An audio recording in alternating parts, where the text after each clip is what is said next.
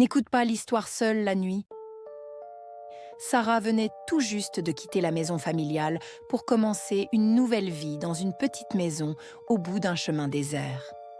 Le loyer était incroyablement bas, mais elle n'y prêtait pas attention. Tout ce qu'elle voulait, c'était un peu d'indépendance.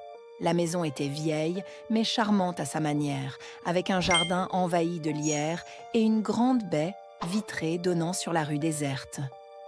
Le premier soir, Sarah se coucha tôt, épuisée par le déménagement. Mais dès qu'elle éteignit la lumière, un bruit sourd résonna dans la maison. Un grattement, comme si quelque chose grattait les murs, ou pire, le sol. Son cœur se serra. Elle se persuada que c'était simplement la maison qui craquait, vieille et pleine de mystères. Les jours passèrent, mais les bruits ne cessèrent pas.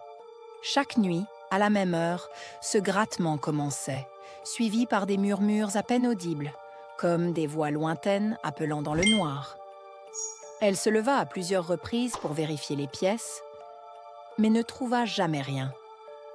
Un soir, alors qu'elle se brossait les cheveux devant le miroir de sa chambre, elle aperçut quelque chose de dérangeant dans le reflet.